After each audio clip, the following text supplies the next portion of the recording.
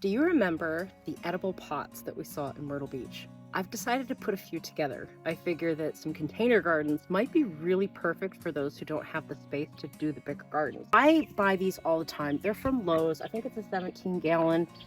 They're a nice large size.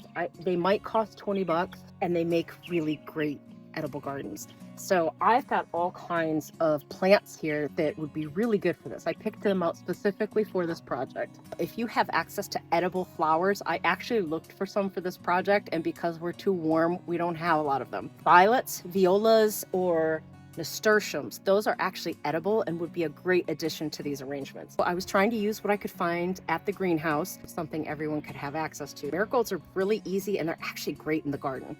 They add a nice little pop of color. I do have some snapdragons. I put some snapdragons in another box that I'll show you guys after seeing the ones down at Myrtle Beach. So those obviously make a really good plant for this. Lemongrass, because that's going to add some real fun texture. It just adds another level of dimension there. Herbs are always going to be really great for a container garden. So this is a trailing rosemary here. This is a variegated thyme, mojito mint.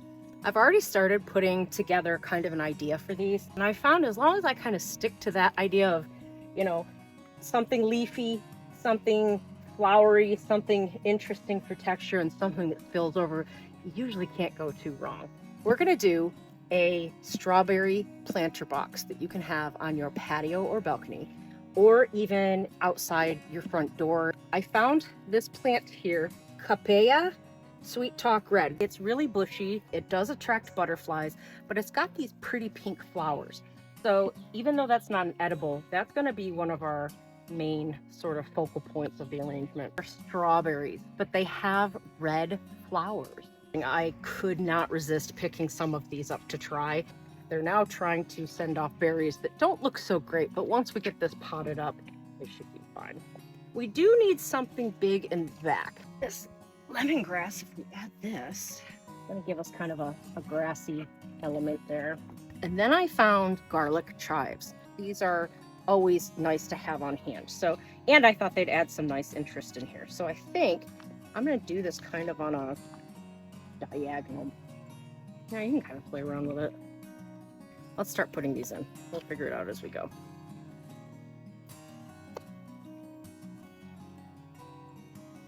Lemongrass might get real tall. So if that happens, I might have to spin this whole bucket around a little bit. That's what it looks like to be root bound. Whenever I see that, I try to break those apart.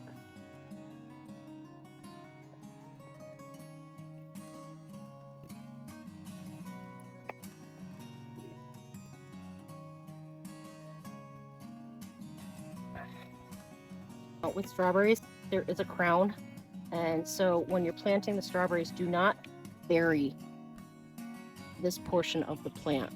This actually needs to sit above the soil. So I push this one down. I don't cover it with a lot of soil though. These out.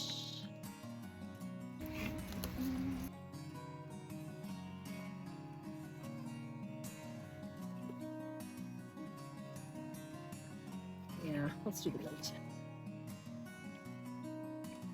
It smells so good. So like something like this with the mint, you can put outside your front door, and oh my God, it's gonna smell lovely. Now we gotta water this. This is a edible strawberry planter with garlic chives, lemongrass, this pretty plant here, which was called a capella.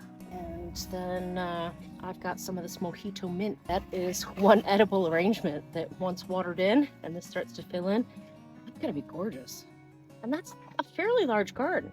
You're gonna be able to produce mint for tea or for baked goods. You're gonna have a couple strawberries. You're not gonna get a ton of strawberries, but you're gonna get some for snacking on.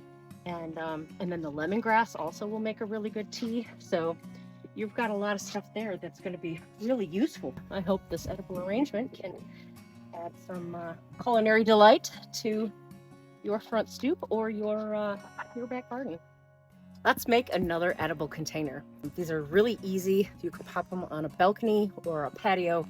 They're just quick to put together and they're a lot of fun because you can combine a lot of different plants. For this one, this is a Ashanti Society garlic. I like the interest that this gives, and then it's got these purple flowers. I also have this Thai basil that has little purple flowers, and then it's got those reddish purple stems. To bring out that color, I have this red leaf lettuce. So we're gonna add 2 of those in there. And so that we have something that spills over the edge, this is an oregano. This is a smaller pot, so we're not gonna get as many plants in this one. We want them to have a little bit of space. Oh, look how pretty that is. I like them because they add such nice texture. Here's our taller herb. You want to put your taller stuff in the back. Red romaine leaf lettuce. Pick these out because they sort of bring out the color in that Thai basil in the stems. Thought that would be a nice compliment.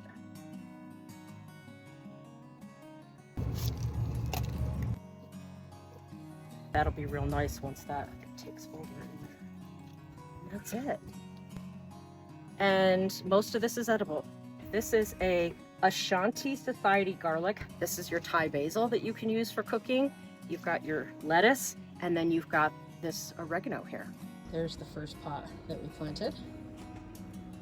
There is the second pot that we planted. And this is one that I planted prior to those two. These are regular chives. This is a chocolate mint, and again, I matched the stems to this purple basil. Then I've got snapdragons back here that are coming up, and then this is a kale. They're gonna be gorgeous.